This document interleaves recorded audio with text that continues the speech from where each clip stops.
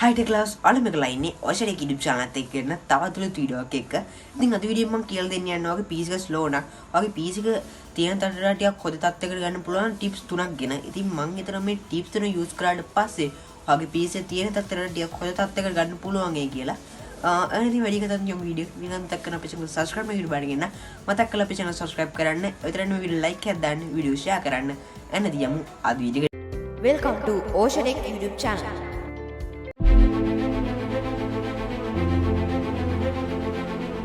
මම පළවෙනි ටිප් එකේ කතා කරන්න යන්නේ කොහොමද ඔයාගේ PC එකේ තියෙන temp files අයින් කරන්න. නැත්නම් ඔයාගේ temporary files කොහොමද මේකෙන් අයින් කරන්න කියලා. හරියට ඔයාලට මුලින්ම කරන්න තියෙන්නේ Windows +R ක්ලික් කරන්න. ඉතින් එහෙම නැත්නම් ඔයාලට තියෙන්නේ මෙන්න මේ search කරන තැනට ගිහලා run කියලා search කරගන්න. run කියලා search කරාට පස්සේ ඔයාලට මෙන්න මේ වගේ ඒක open කරගන්න. ඔයා මෙන්න මෙතන search කරගන්න ඕනේ temp කියලා. මම දැන් ඔයාලට screen එක දාලා අන්න ඒක search කරගෙන ඔයා මෙන්න මේ okay කියන එක පාරක් ක්ලික් කරගන්න ඕනේ. ඉතින් ක්ලික් කරාට පස්සේ ඔයාලට මෙන්න මේ ෆයිල්ස් ගොඩාක් ඇවිල්ලා තියෙයි. ඉතින් ඔයාලට තියෙන්නේ මේ ඔක්කොම සිලෙක්ට් කරගෙන සිලෙක්ට් all කරගෙන ඩිලීට් කරගන්න. ඒක උඩට කරන් තියෙන්නේ control A නැත්නම් මෙතන ඔයාලට පේන ඇති මේ select all කියලා තියෙනවා. අන්න ඒක පාරක් ක්ලික් කරන්න. ක්ලික් කළා ඔයාලට තියෙන්නේ මෙන්න මේ delete button එක බලනවා keyboard එකේ තියෙනවා. ඉතින් ඒක ක්ලික් කරාට පස්සේ ඔයාලට පේන delete වෙනවා. ඉතින් මෙන්න මේ වගේ එකක් අහයි. ඉතින් ඔයාලට දෙන්න තියෙන්නේ මේ do this for all correct items කියලා දීලා මෙන්න මේ skip කියන එක පාරක් ක්ලික් කරන්න.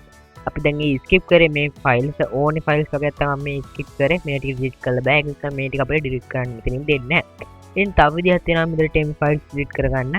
ඉතින් ඔයාලට තියෙන Windows R නැත්නම් මෙතන search කරගන්න Windows run කියලා search bar එකේ ඔයාලට තියෙන මෙන්න මේ symbol එක ඇතුලේ මෙන්න මේ විදිහට temp කියලා type කරගන්න. දැන් මම මෙතන screen එක දාලා තියලා ඒක මේ විදිහට type කරගෙන ඔයාලට මෙන්න මේ okay කියන එක පාරක් click කරගන්න තියෙනවා. ඉතින් මෙතන ඔයාලට ෆයිල්ස් වගේක් තියෙනවා. ඔයාලට තියෙන්නේ මෙන්න මේ ටික select all කරගෙන නැත්නම් control A press කරලා මෙන්න මේ delete button එක click කරන්න. එන් delete කරාට පස්සේ ඔයාලට මේ delete වෙනවා පේනවා. හරි ඉතින් මෙතන මේ විදිහට අහනම් මෙතනින් මේ ටිකත් skip දී ගන්නවා.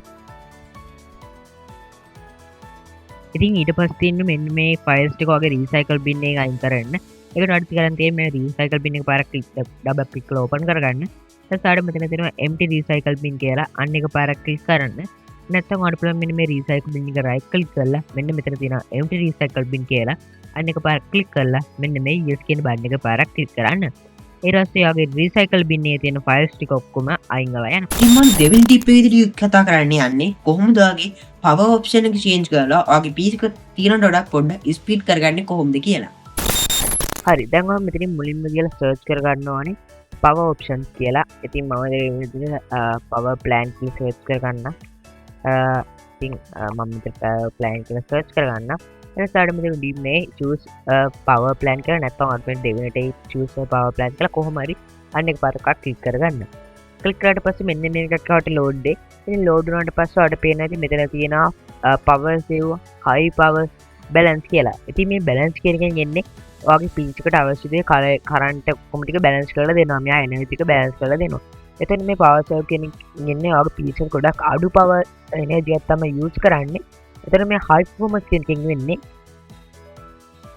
මෙන්න මේ high performance කියන එකෙන් එන්නේ ඔයාගේ PC එක ගොඩක් high energy එකක් use කරනවා. එතකොට ඔයාගේ PC එකේ තියෙනවා game එකක් run කරනවා නම් ඔයාගේ game එක ගොඩක් smooth run කරන්න පුළුවන් මෙන්න මේ high performance කියන එක දාලා තිබ්බොත්.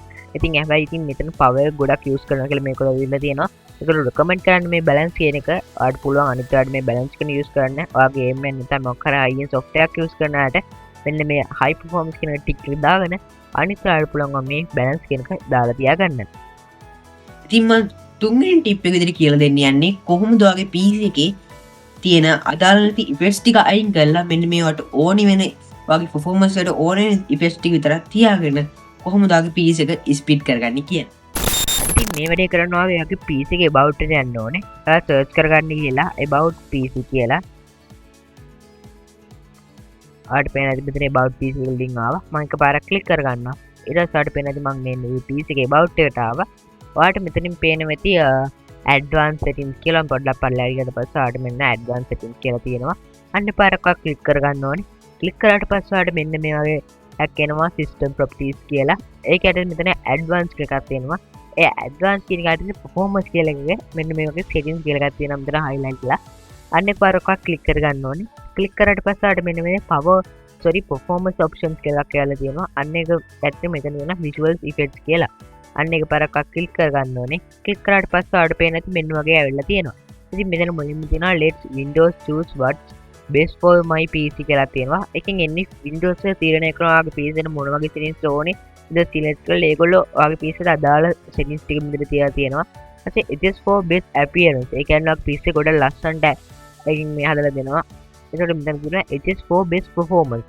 මෙන්න මේ best performance කියන එක දැම්මම ඔයාගේ PC එකේ තියෙන අර අදාළ නැති visual effects ඔක්කොම අයින් වෙලා ඔයාගේ PC එක ගොඩක් performance PC එකක් වෙනවා කියනවා. ඔයාගේ අදාළ visuals එම ඔයාගේ RAM එක පාවිච්චි කරන ඒවා ගොඩක් අඩු වෙලා ඔයාගේ PC එක ඔයාගේ වැඩේ කරන්න විතරක් මේකෙන් ගොඩක් performance එකක් දෙනවා.